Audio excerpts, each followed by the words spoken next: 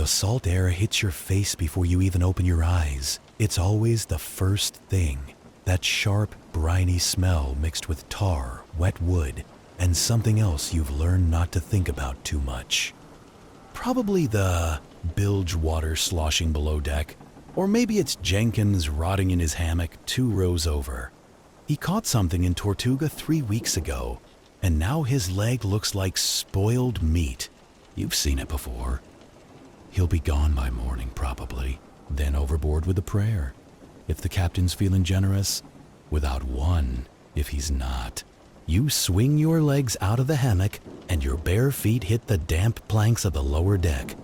It's still dark, but there's a sliver of gray light coming through the gaps in the hull. Dawn, maybe. Time doesn't mean much out here. Days blur together like the horizon. Endless, gray, occasionally broken by violence. Your back aches. Everything aches. The hammock is supposed to be better than sleeping on the boards, but after months at sea, your spine feels like it's been twisted into knots by some sadistic rigor. You're 26 years old, but your body feels 50. That's what this life does to you. Around you, the crew is stirring. Groans, coughs, the scrape of boots on wood. Someone's pissing in the corner. Probably Davis. He never makes it to the head in time. The smell adds to the symphony of stench that defines life below deck. You've gotten used to it mostly. They say you stop smelling it after a while, but that's a lie. You just stop caring. You pull on your breeches, stiff with salt and God knows what else. And your shirt, which hasn't been properly washed in months. There's a hole near the shoulder where a Spanish blade got a little too close during the last raid. You were lucky. Martinez took the same blade through his throat. You remember the sound he made? That wet gurgling? And how his eyes went wide with surprise, like he couldn't believe this was how it ended? 3 years at sea, survived a hurricane off Cuba, killed in 30 seconds by a terrified merchant sailor who probably never held a sword before that day? That was 2 months ago. You try not to think about Martinez, but he comes back to you in quiet moments, usually at dawn, like this. You climb the ladder to the main deck, and the world opens up. The sky is painted in shades of purple and gold, the sun just beginning to crest the eastern horizon. For a moment, just a moment, it's beautiful.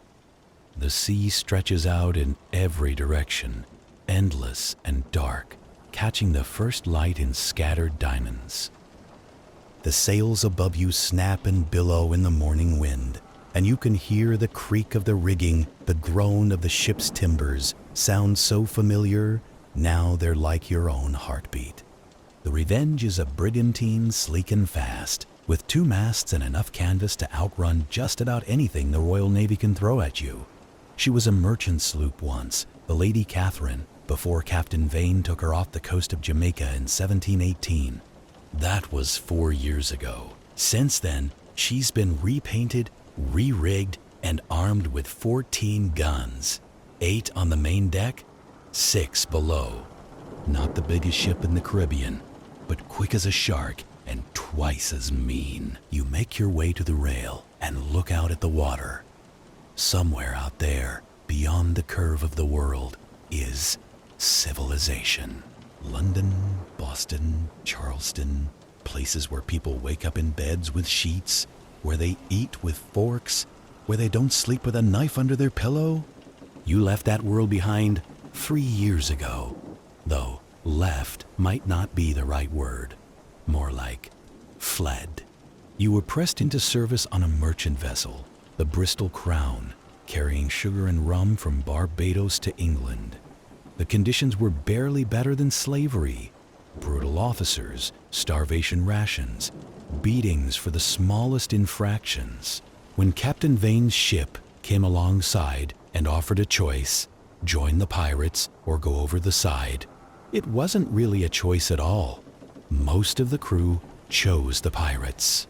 A few chose the sea. The officers were given no choice.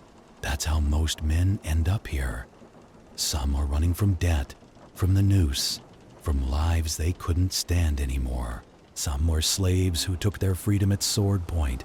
Some were sailors who got tired of being treated like animals by captains who saw them as nothing more than cargo that could tie knots. The pirate ships offered something the civilized world didn't: a vote, a share, a voice. On the Revenge, every man gets an equal share of the plunder, minus the captain's and quartermaster's extra portions, which are voted on by the crew. You elect your officers, and you can remove them just as easily. It's democracy at its rawest, held together by articles, the Pirate Code, that every man signs when he joins. You remember the day you signed yours, the paper already stained with rum and blood from the men before you? The articles are simple. Every man gets a vote in affairs of moment, equal share of provisions and plunder, no striking another man aboard ship, no women or boys, lights and candles out by 8 o'clock, keep your weapons clean and ready, compensation for injuries in battle. Break the rules, and you're marooned, left on some godforsaken island with a pistol, one shot and a prayer. You've never seen anyone marooned, but you've heard the stories. They say Blackbeard marooned his own quartermaster on a sandbar with nothing but a bottle of rum. 3 days later, when they sailed past, the man was gone. Just footprints leading into the water. Oi, get moving. The voice cuts through your thoughts.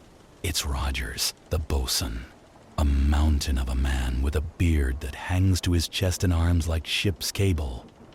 Captain wants all hands. We've got a prize on the horizon. Your heart kicks up a notch. A prize.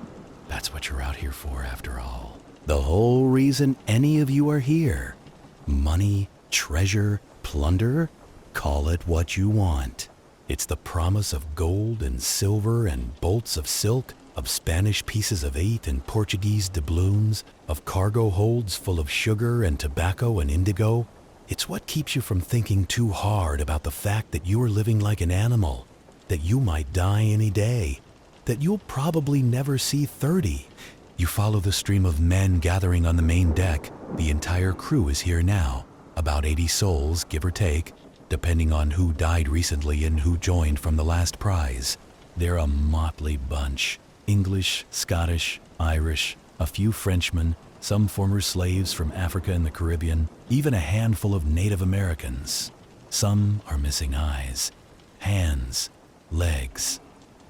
Some have brands on their faces from previous crimes. All of them are armed. Pistols, cutlasses, knives, boarding axes.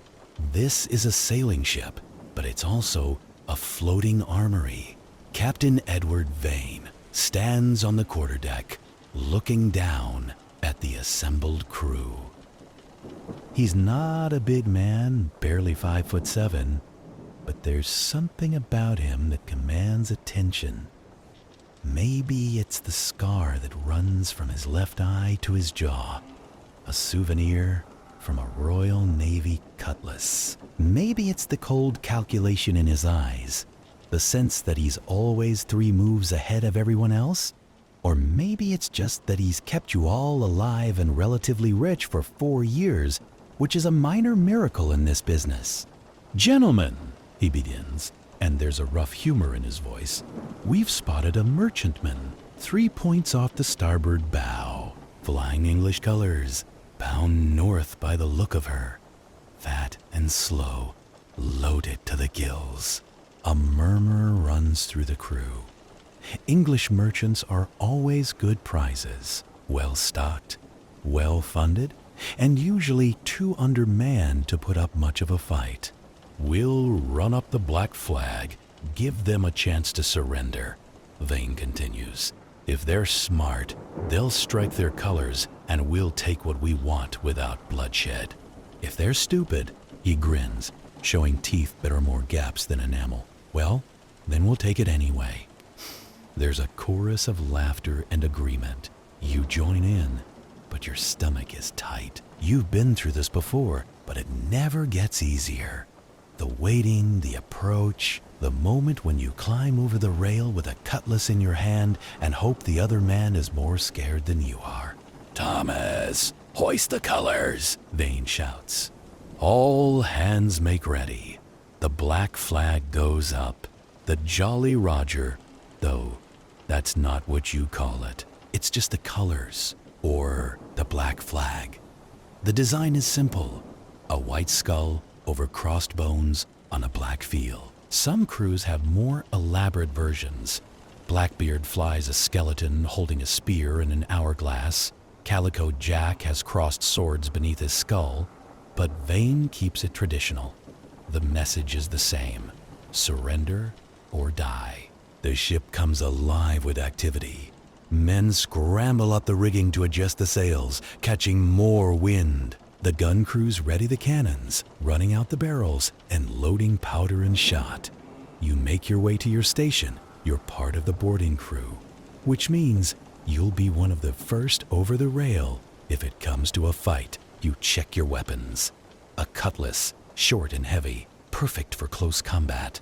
A flintlock pistol, already loaded, tucked into your belt. A long knife strapped to your thigh. You've fired the pistol maybe 3 times in real combat, and each time the kickback nearly broke your wrist. But it's more for show than anything.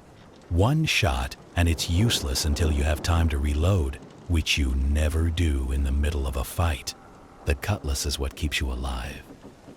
Your hands are shaking slightly. You clench them into fists, willing them to stop. Jenkins, not the dying one.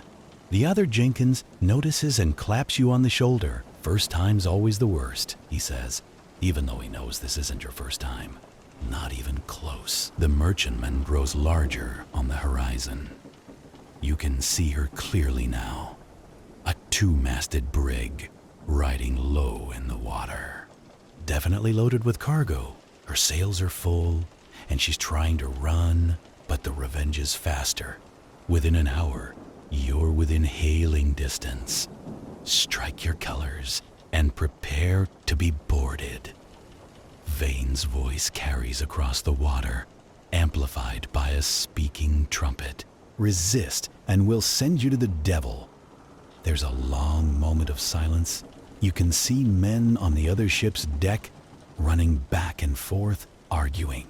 The captain will be weighing his options: fight and risk death, surrender and lose his cargo, but maybe keep his life. It's not much of a choice. Then their flag comes down. The white ensign of an English merchant ship flutters down the mast, and a cheer goes up from the Revenge. An easy prize, no fighting, no bloodshed, just gold and cargo and maybe some fresh food if you're lucky. The ships come alongside and grappling hooks are thrown across. You're one of the first, over cutlass in hand, trying to look more fierce than terrified. The merchant crew is already laying down their weapons, hands raised. They're a sorry lot, maybe 20 men, half-starved and scared. The captain is a portly man with a red face, sweating despite the morning cool. "Please," he stammers, "we're just honest merchants. We have families." "Save it," Vane interrupts, swinging over the rail with casual grace. "We're not here for conversation." "Where's your cargo manifest?" The captain produces a leather-bound book from his coat, hands trembling. Vane flips through it, eyes lighting up.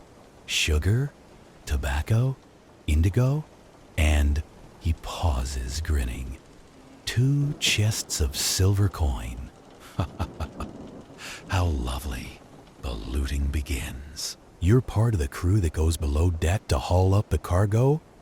The hold is packed tight with barrels and crates. The smell is different here. Sweet molasses, earthy tobacco, the chemical tang of indigo dye. It's almost pleasant. After the stench of the Revenge, you and 3 other men muscle a chest up from the hold. It's heavy, reinforced with iron bands. When you crack it open on the main deck, The sunlight catches the silver inside and throws it back in brilliant flashes. Pieces of 8, Spanish dollars, more money in one box than you'd see in 10 years as a merchant sailor. The crew divides the haul according to the articles. The captain gets 2 shares. The quartermaster and gunner get 1.5 each. Everyone else gets 1. Your share from this prize will be maybe 30 pounds of silver, enough to live like a king for months in Port Royal or Nassau if you ever make it to port. But that's the catch, isn't it? The money only matters if you live to spend it. And every day at sea, every prize you take increases the odds that you won't. The Royal Navy is always out there, hunting. You've evaded them twice in the last year. Once by outsailing them in a storm off Cuba, once by hiding in a cove in the Bahamas while a man of war sailed past. But you've seen what happens when the Navy catches pirates. They hang them in chains at the docks, let them rot as a warning to others. You've sailed past those gibbets, seen the bodies swaying in the breeze, picked clean by gulls. That's the fate waiting for all of you, eventually. After the prize is taken, the merchant crew is set adrift in their longboat with some water and hardtack. They'll make it to shore probably, or they won't. You try not to think about it. Vane is merciful, as pirate captains go. Some would have killed them all, or tortured the captain for information. Blackbeard is famous for his psychological warfare. He reportedly once shot his own quartermaster in the knee just to remind everyone he was capable of it. Vane just takes what he wants and moves on. The Revenge sets sail again, leaving the gutted merchant ship behind. The mood on board is celebratory. Fresh tobacco is passed around, and someone breaks out a bottle of rum liberated from the prize. You take a swig. It burns going down, harsh and chemical, nothing like the smooth stuff the rich drink, and pass it to the next man. By midday, the sun is brutal. The Caribbean sun doesn't warm you, it hammers you. You can feel your skin burning even through your shirt. Most of the crew has stripped down to breeches, their bodies darkly tanned or burned red, depending on complexion. Some of the men have tattoos, anchors, crosses, names of lost loves or ships. One man has a whole scene on his back, a ship in full sail, incredibly detailed. He says he got it in Tahiti from a native artist, though whether that's true or just a story, you don't know. The days blend together now. Routine takes over. Morning watch, afternoon maintenance, evening watch, sleep. The work never stops on a ship. The sails need constant adjustment. The rigging needs mending. The deck needs swabbing. The guns need cleaning. It's back-breaking labor, but it keeps the ship alive, which keeps you alive. The food, when it comes, is wretched. Hardtack biscuits so stale and tough you have to soak them in water or rum to make them edible, often crawling with weevils. Salted pork or beef that tastes more like leather than meat. Sometimes, if you're lucky, there's fresh fish caught over the side. Once in a while, when you raid a prize or stop at an island, there's fresh fruit, limes, oranges, coconuts. You crave those moments. Scurvy is always lurking, waiting to rot your gums and loosen your teeth. You've seen men die from it, their bodies giving out slowly as their blood turns to poison. Water is rationed carefully, doled out in small measures each day. It's stored in barrels that give it a woody, stale taste. And by the end of a long voyage, it's thick with algae and God knows what else. You drink it anyway. The alternative is death. Some men drink rum instead, taking their daily ration of grog. Watered down rum that's supposed to prevent scurvy, though it doesn't work very well. Some men drink far more than their ration, trading everything they have for a few hours of oblivion. You've seen men drink themselves to death, literally, stumbling around the deck, falling from the rigging, picking fights they can't win. The sea doesn't forgive mistakes, and neither does this crew. Entertainment is scarce. Some men carve little figures from wood and bone, intricate scrimshaw on whale teeth. Some play cards or dice, gambling away their shares before they even get them. Some sing old shanties and work songs that echo across the water. Some just stare at the horizon and dream of whatever they left behind or whatever they hope to find. There are no women on the ship. The articles forbid it. Too much trouble, too much jealousy, too much potential for violence. You've heard stories of female pirates, women who disguised themselves as men and fought alongside the crew. Anne Bonny and Mary Read sailed with Calico Jack Rackham, and they say they were fiercer than any man. But on the Revenge, it's all men, all the time, and the absence of women is a constant ache, a reminder of everything you've given up for this life. At night, when the sun finally sets and the temperature drops to something almost bearable, the sea transforms. The water turns black, but it's alive with phosphorescence. Tiny organisms that glow when disturbed, leaving trails of green light in the ship's wake. You can see dolphins sometimes, racing alongside, their bodies outlined in that eerie glow. It's beautiful in a way that makes your chest hurt. The stars are incredible out here, away from any city lights. The sky is so thick with them it looks like spilled milk, and you can see the Milky Way stretching overhead like a river of light. The old sailors used the stars to navigate, reading them like a book. You've learned some of it. How to find the North Star, how to tell time by the position of the constellations. But the real navigators guard their knowledge jealously. A good navigator is worth his weight in gold. Sometimes, on quiet nights, the men tell stories. Stories of treasure buried on remote islands, of ghost ships crewed by the dead, of mermaids who lure sailors to their doom. Stories of legendary pirates, Henry Morgan, who sacked Panama and retired rich, Henry Avery, who captured a Mughal treasure ship and disappeared, Blackbeard, who blockaded Charleston and died in a blaze of gunfire with 5 bullets in him and 20 cutlass wounds. You wonder sometimes if anyone will tell stories about you. Probably not. You're not a captain or a legend. You're just a man trying to survive.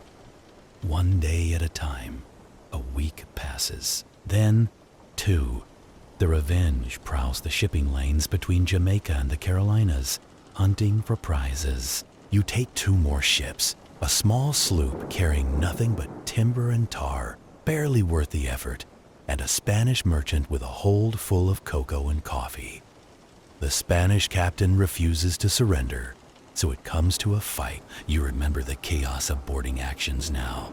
The screaming, the clash of steel, the gunfire so loud it makes your ears ring.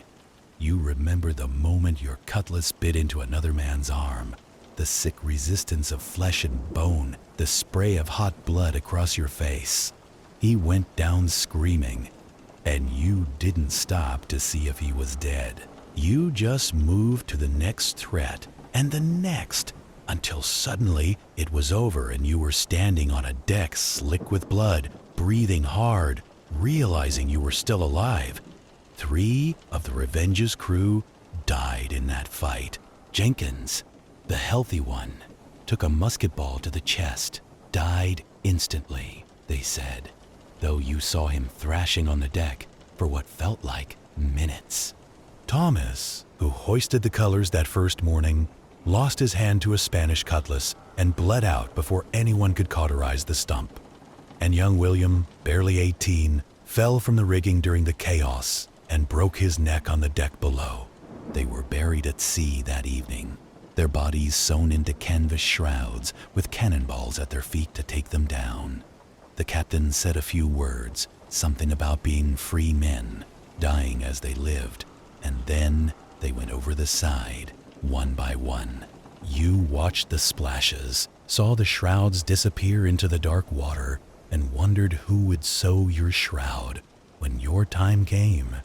The Spanish prize had little silver, but plenty of goods. The cocoa alone would fetch a good price in Nassau or Port Royal, where merchants asked few questions about where cargo came from. Your share from that prize would be smaller, but it was something. The problem with piracy, you're learning, is that it's feast or famine. 1 month you're rich, buying drinks for everyone in the tavern, sleeping with expensive women, eating food you can't even pronounce. The next month you're broke, living on credit and promises, hoping for another prize before the creditors come calling. And always, there's the fear. Fear of the Navy, fear of other pirates, fear of storms, fear of disease, fear of just bad luck. You've seen ships torn apart by hurricanes, masts snap like twigs, hulls shattered on rocks. You've heard stories of ships that just disappeared, sailed out one morning and never came back. The sea is vast and merciless, and it doesn't care about your dreams or your plans. 3 months into this voyage, you make port at Nassau. The Bahamas are pirate country, a loose collection of islands where the British Crown's authority barely reaches. Nassau is the capital of this lawless kingdom, a ramshackle town of taverns, brothels, and warehouses where pirates spend their loot and ships come for repairs. The moment you step off the ship, the land feels wrong. You've been at sea so long that solid ground actually sways beneath your feet, a sensation called land sickness that takes hours or days to fade. But God, it feels good to be off that ship. The first thing you do, the first thing every sailor does, is find a tavern. The place is called the Crow's Nest, a dark, low-ceilinged room that smells of spilled rum, tobacco smoke, and unwashed bodies. You order a tankard of rum, the real stuff, not the rot gut they serve on ships, and it's like drinking sunshine.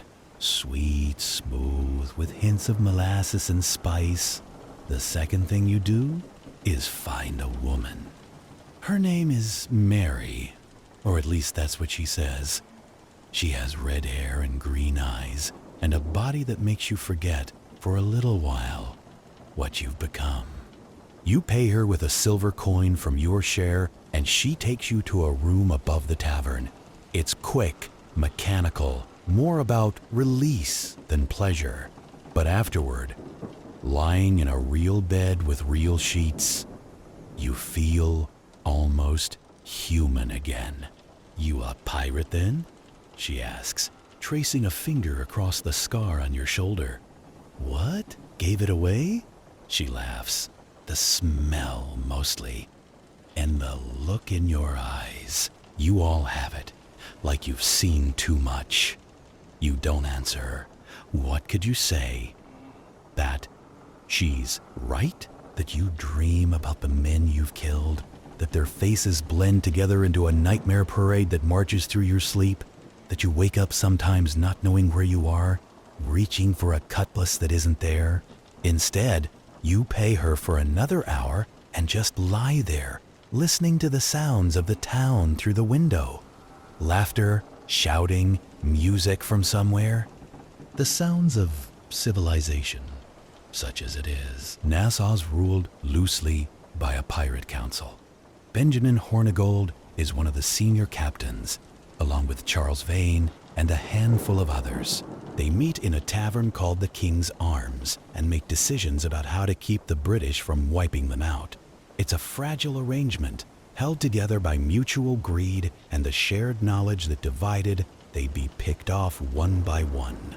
There are maybe 1,000 pirates in Nassau at any given time, and twice that number of merchants, tavern keepers, prostitutes, and hangers-on.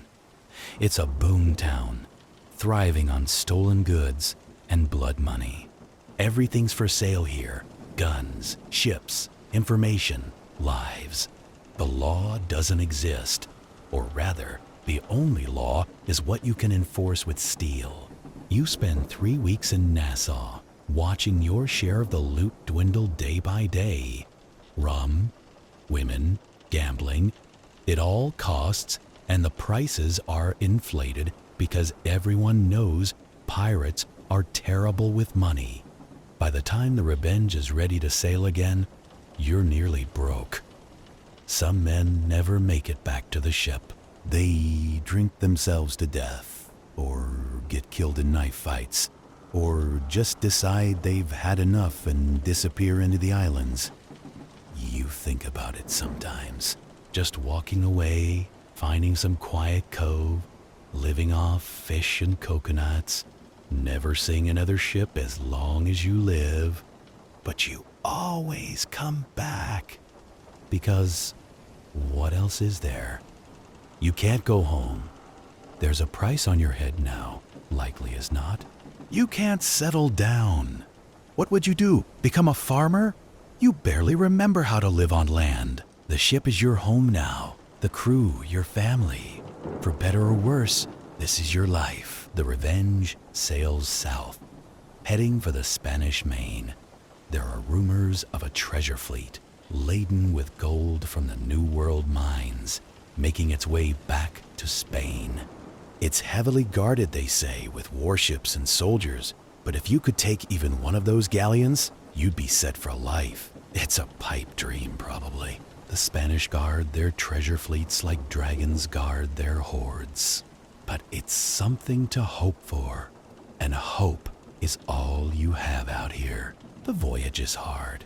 A storm catches you off the coast of Hispaniola. Waves like mountains. Wind that tears the sails and sends men flying from the rigging. You're lashed to the mast, soaked to the bone, watching the world go mad. The ship climbs one wave and plunges down the other side, and every time you think this is it, this is where we die. The ship holds together and climbs the next wave. When the storm finally passes, you've lost 2 men. Swept overboard and gone in an instant, and the ship is damaged. The mainmast is cracked, several sails are in tatters, and the hull is leaking. You limp to a small island to make repairs, spending a week on the beach, while the carpenter and his crew work miracles with what little material they have. The island is beautiful, in a savage way. White sand, crystal water, palm trees swaying in the breeze. At night, you can hear strange birds calling from the jungle. And once you see the flash of eyes in the darkness, something big and predatory watching you. The men build fires and huddle close, suddenly aware of how vulnerable you are on land. There are stories about these islands, about the natives who once lived here, and the atrocities committed against them by the Spanish conquistadors. Entire populations wiped out by disease and slavery. Cultures erased in a generation. The Caribbean is a graveyard, haunted by ghosts you can't see but somehow feel. After the repairs, the Revenge sails again. You're heading for the Windward Passage, the narrow strait between Cuba and Hispaniola, where shipping traffic is forced to funnel through. It's a perfect hunting ground. You take 3 prizes in 2 weeks. The first is a French wine merchant, his hold full of bottles destined for some rich planter's table. The crew celebrates that night, getting drunk on wine that probably costs more than you'll ever see. The second is another English brig, this one carrying textiles, silk and cotton and fine linen. The third is a Dutch slaver, a ship full of human misery, men and women and children chained in the hold, packed so tight they can barely breathe. The slave ship is a moral problem. Some of the crew are former slaves themselves, and they want to free the captives. Others argue that you can sell them in Nassau for a good price. The debate gets heated, nearly comes to blows. Finally, Captain Vane makes the call. We're pirates, not slavers, he says. We free them. The chains are struck off, and the slaves, over 100 of them, are put ashore on the Cuban coast with what provisions you can spare. They disappear into the jungle, and you wonder what will become of them. Free, but in a strange land, with no resources and hunted by Spanish authorities.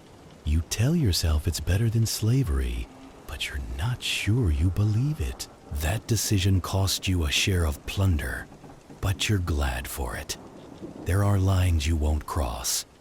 Even out here, you're a pirate, a thief, a killer, but you're not that. Summer turns to fall, though the seasons don't mean much in the Caribbean. The storms get worse, the humidity more oppressive.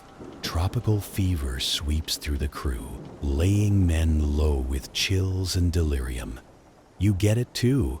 Spend 3 days in your hammock shivering and sweating, convinced you're going to die. But you survive, as you always seem to, and when you finally stagger back on deck, the world looks different. Sharper, somehow more real. You've been at sea for 8 months now, with only that brief stop in Nassau for relief. 8 months of salt and sun and violence. You barely recognize yourself in the polished brass mirror, someone liberated from a prize. Your skin is dark and weathered, your hair long and tangled, your eyes harder than they used to be. You look like a pirate, you realize. You've become what you pretended to be.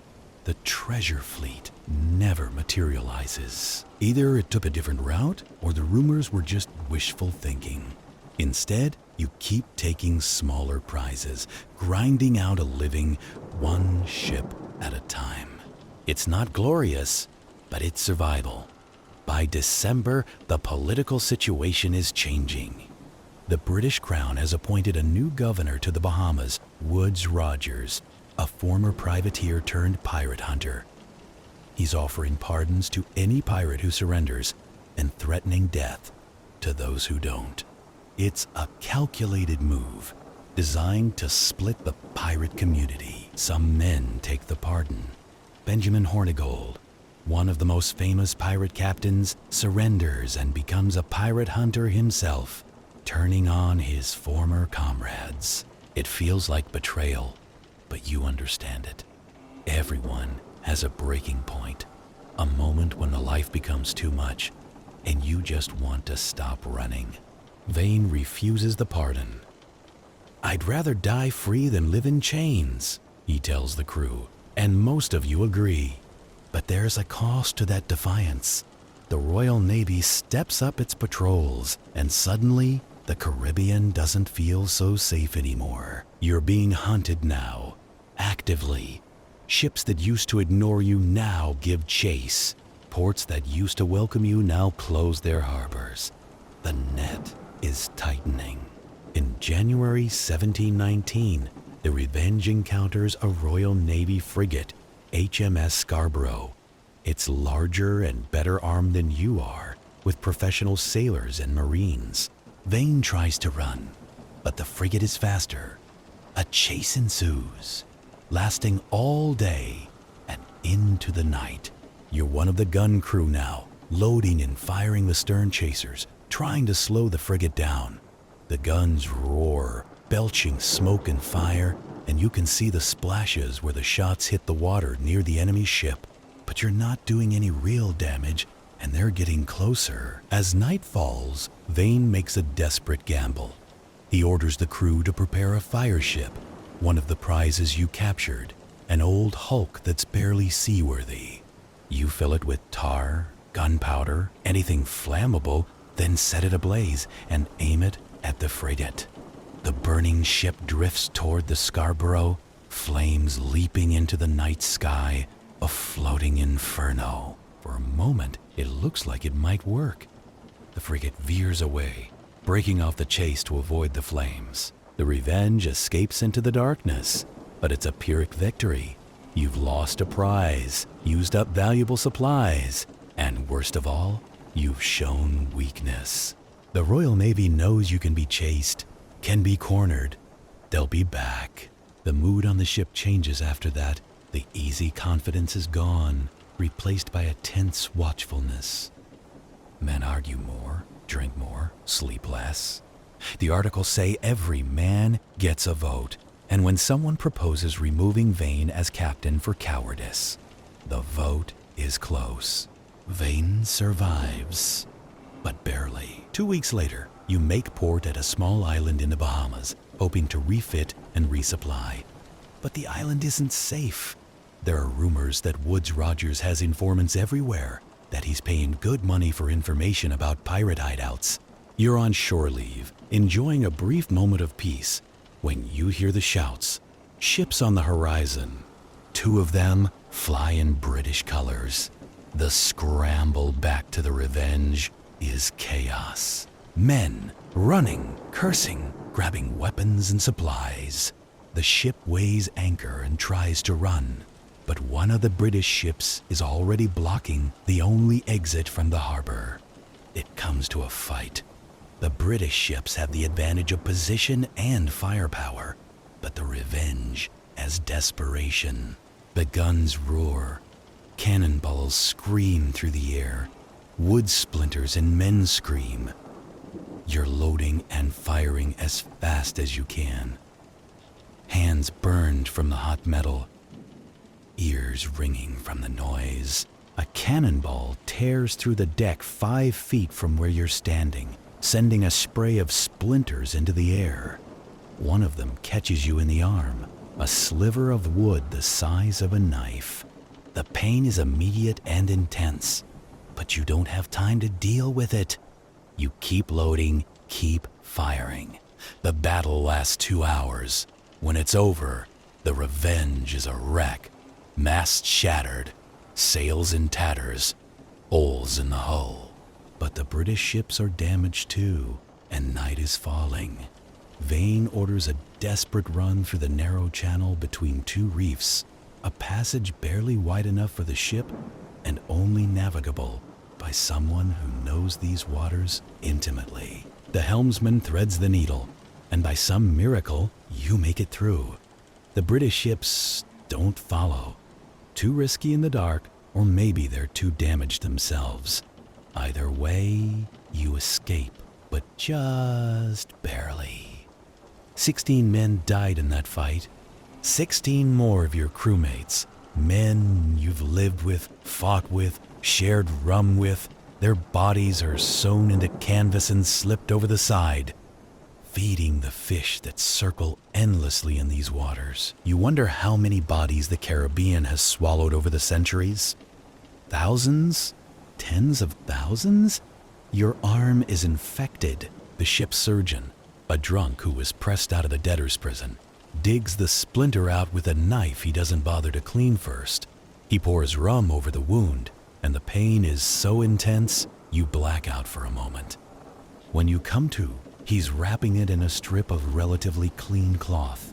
"Keep it dry," he says, which is nearly impossible on a ship. "And pray it doesn't turn putrid." You do pray, though you're not sure anymore if anyone's listening.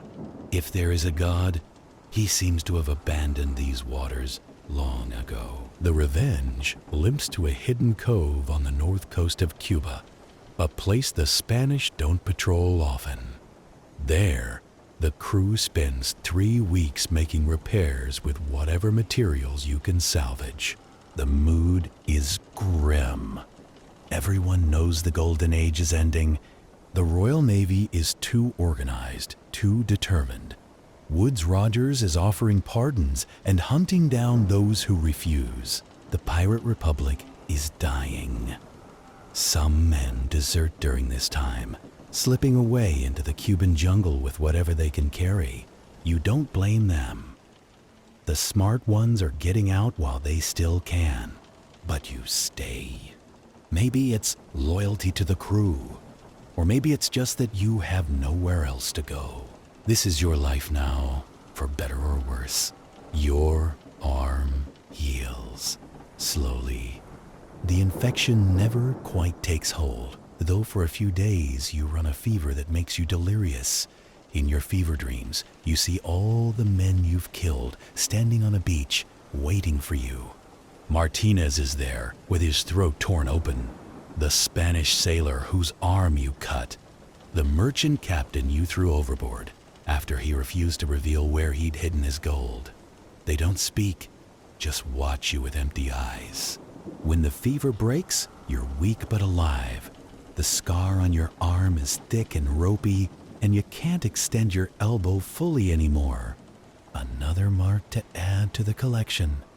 Your body is becoming a map of your life out here. Scars, burns, calluses, each one a story of survival. By March, the Revenge is seaworthy again, after a fashion. She'll never be as fast as she was, and she sits lower in the water than before, but she floats and she sails. That's all you can ask for. You set out again, prowling the shipping lanes, but the hunting is poor. Ships are traveling in convoys now, protected by warships. The easy prizes are gone. You take a small sloop carrying nothing but lumber, barely enough to cover your costs, and spend 2 weeks chasing a merchant that turns out to be an armed privateer. You barely escape that encounter, and it costs you 3 more men. In April, a storm catches you off the coast of Florida. It's worse than the one that nearly killed you before. The wind is so strong it tears the sails completely away, leaving just the bare masts. Waves crash over the deck, sweeping away everything that isn't tied down. One wave takes 4 men with it. You see them there, one moment, and then they're just gone, swallowed by the dark water. The ship is taking on water faster than you can pump it out. Every man who can stand is working the pumps, hour after hour, arms burning, backs breaking. You pump until your hands bleed, until you can't feel your arms anymore, until the world narrows down to just the next stroke, and the next, and the next. The storm lasts 3 days. When it finally passes, the Revenge is still afloat, but just barely. The hull is so damaged that water pours in through a dozen cracks. The masts are snapped off. The rigging is a tangled mess, and more than half the crew is dead or missing. Captain Vane stands on the quarterdeck, surveying the wreckage, and for the first time since you've known him, he looks defeated. "We'll make for land," he says quietly, "wherever the wind takes us." The wind takes you to a small island, barely more than a sandbar with some palm trees. The ship runs aground on the reef surrounding it, the hull tearing open with a sound like the world breaking. Men scramble to get off before she sinks, grabbing whatever supplies they can. You make it to shore with your cutlass, your pistol, a bag of sodden hardtack, and nothing else. Around you, maybe 30 other men have survived. 30 out of the 80 who started this voyage. The rest are dead, drowned, or lost somewhere in the storm. The Revenge settles into the shallow water, listing to one side, waves lapping at her broken hull. Your home for the past year is now just another shipwreck in a sea full of them. That night, sitting around a fire made from driftwood, eating raw fish because there's nothing else, Captain Vane addresses what's left of the crew. "We're alive," he says. "That's more than most pirates can say. We'll salvage what we can from the ship, build a boat, and make for civilization. Any civilization." "And then what?" "It might be you. You're not sure anymore."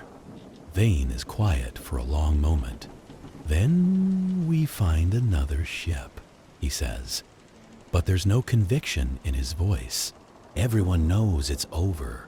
The age of pirates is ending, and you're the last gasps of a dying breed. You spend 2 weeks on that island. It's hell.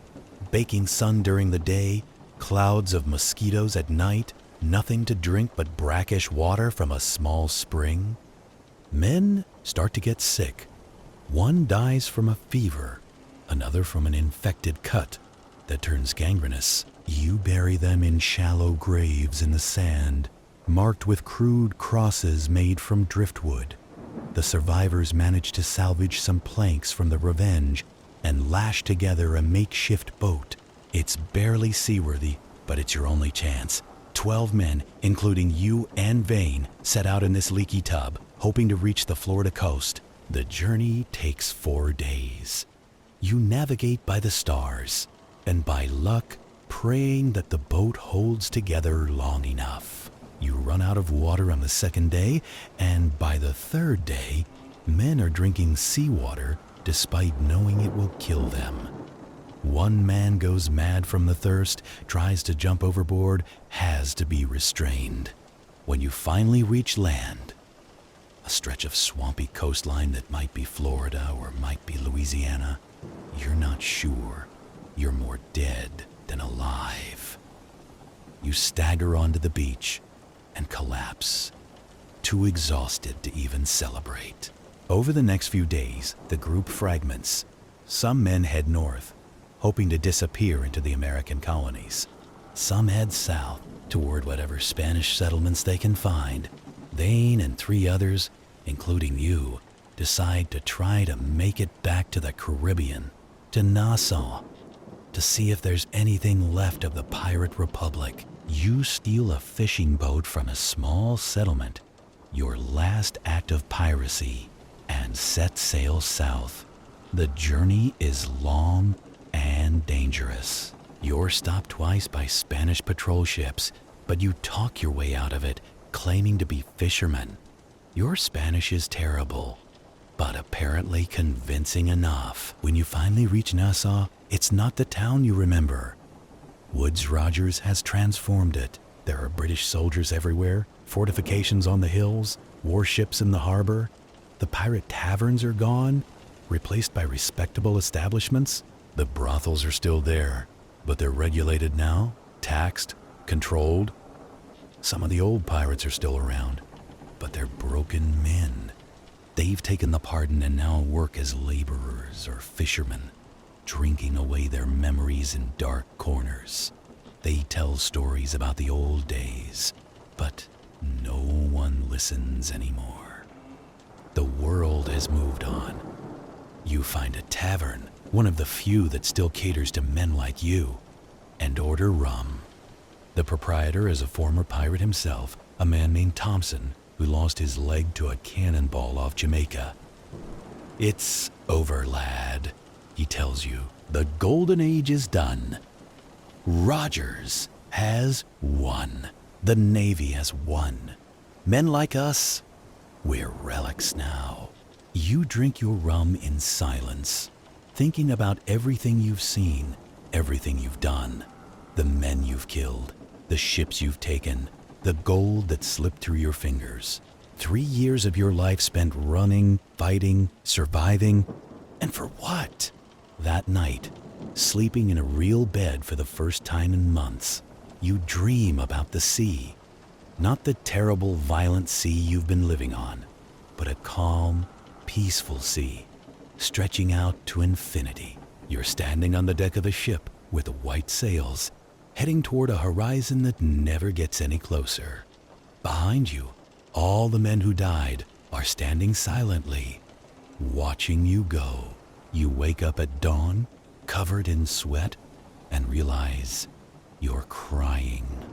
Over the next few weeks, you try to figure out what to do with the rest of your life.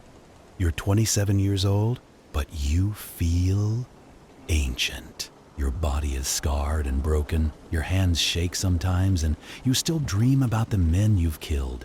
Captain Vane takes the pardon. Finally. He signs the papers and promises to never commit piracy again. You attend the ceremony, watching him kneel before the governor, and something inside you breaks. This man who defied the British Empire, who swore he'd rather die than surrender, is now begging for mercy. But you understand it, because what choice is there? Keep fighting and die on the gallows? Disappear into the wilderness and starve? At some point, you have to stop running. You take the pardon too. You sign your name, or at least the name you've been using, and promise to live as a law-abiding subject of the British Crown. It feels like a betrayal of everything you've been, but it also feels like relief. The governor's clerk asks what you plan to do now. You don't have an answer. You end up working on the docks, loading and unloading cargo ships. It's honest work, legal work, and it pays almost nothing. You live in a shack near the waterfront with 5 other former pirates, all of you trying to forget what you were. At night, you sit outside and watch the ships in the harbor, and you remember what it felt like to be free, to sail wherever the wind took you, to answer to no one, to live entirely in the present moment because there might not be a tomorrow. You were a pirate. You lived outside the law, outside society, in a world where every day could be your last. You saw things most people never see. Storms that could swallow the world. Sunsets that painted the sky in colors that don't have names. Moments of terror and beauty so intense they branded themselves into your soul. You killed men. You stole from them. You lived like an animal and somehow survived when so many others didn't. And now you're here, broken and poor, and trying to be civilized again. And you're not sure which life was real, the one before or the one now. Sometimes, when you're alone, you take out the few coins you have left from your pirate days. Spanish pieces of 8, worn smooth by handling. You hold them in your palm and remember the weight of a cutlass, the taste of salt spray, the feeling of standing on the deck of the Revenge with the wind in your face and the whole world spread out before you. Those days are gone. The Golden Age of Piracy is over, ended by the Royal Navy and men like Woodes Rogers who understood that you can't fight organization with chaos forever. The pirates who survived either took the pardon or fled to remote corners of the world where civilization hasn't reached yet. But sometimes, on quiet nights when the wind smells like salt and adventure, you think about stealing a boat and sailing away. Just one more time. One more voyage, one more prize, one more taste of that freedom you can never quite forget. You never do it, of course. You're too old, too tired, too broken. The sea has taken everything from you. Your youth, your health, your friends, your dreams. But it gave you something too. It showed you what it means to be truly alive, even if only for a little while. Years pass, the scars fade, or at least stop hurting so much. You learn to sleep through the night without dreaming of the dead. You make friends among the dock workers, men with their own stories of hardship and survival. You even fall in love briefly with a woman who runs a bakery near the docks. It doesn't last. She deserves better than a broken ex-pirate with no future. But for a few months, you remember what it feels like to be cared for. The world moves on. New ships arrive in the harbor every day, carrying new cargo, new passengers, new stories. The Caribbean is being civilized, tamed, turned into plantations and colonies and orderly societies. The wild days are ending. You hear news sometimes about the men you sailed with. Captain Vane was arrested again for piracy. He couldn't stop himself, apparently, and was hanged in Jamaica in 1720. They say he went to the gallows bravely, refusing a blindfold, staring down the crowd until the last moment. Calico Jack Rackham was caught the same year, along with Anne Bonny and Mary Read. Jack was hanged, but the women pleated their bellies. Both were pregnant and were spared. Mary Read died in prison of fever. Anne Bonny disappeared after her release. No one knows what became of her. Blackbeard died in 1718, Killed in a furious battle with Royal Navy Lieutenant Robert Maynard. They say it took 5 pistol shots and 20 sword wounds to bring him down, and even then he died on his feet, cutlass in hand. His head was cut off and hung from the bowsprit of Maynard's ship as a warning. One by one, all the great pirates are gone, hunted down, hanged, killed in battle, or faded into obscurity. The age that produced them is over, and the world is poorer for it, in a way. Safer, more civilized, more orderly, but poorer. You grow old in Nassau, working the docks until your back gives out and you can't lift cargo anymore. Then you work at a tavern, sweeping floors and washing cups, living on tips and charity. You become one of those old men who sits in the corner and tells stories about the old days, though fewer and fewer people want to listen. You're 40 years old, but you look 60. Your hair is gray, your hands are gnarled with arthritis, and you walk with a limp from an old injury that never healed properly. When you look in a mirror, which you try not to do, you see a ghost staring back at you.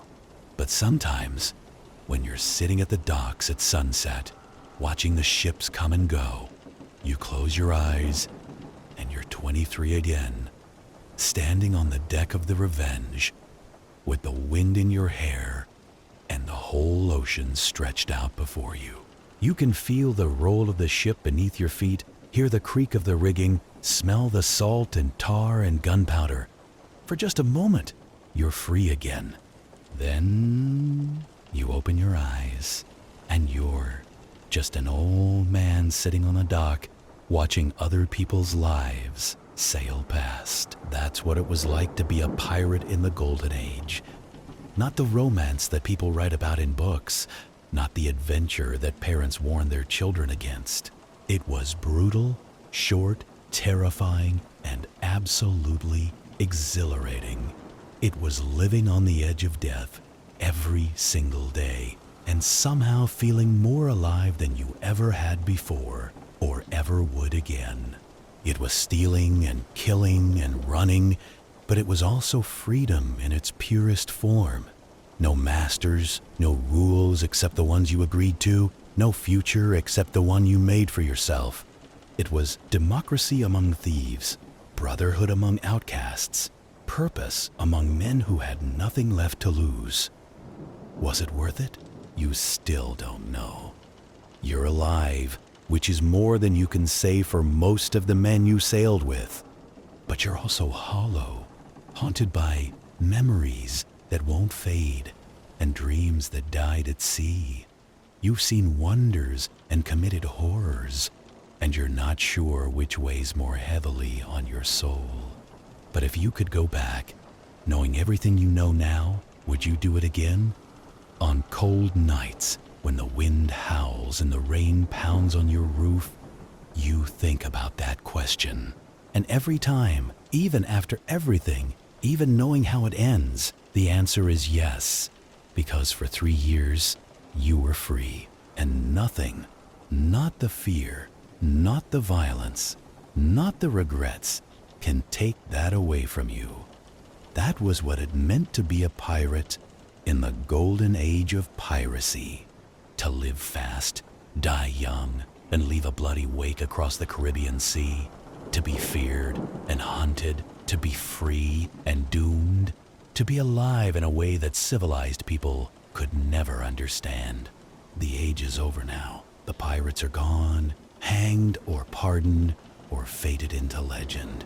The Caribbean is safe for merchants and colonists, and that's probably for the best. But on quiet nights, when the moon is full and the trade winds blow just right, you can still hear them. The ghosts of pirate ships sailing in visible seas, forever hunting, forever free. And somewhere among them, cutting through the darkness with tattered sails and scarred timbers, is the Revenge, crewed by the dead, sailing on into eternity. And part of you, the part that will never be civilized, never be tamed, sails with them still.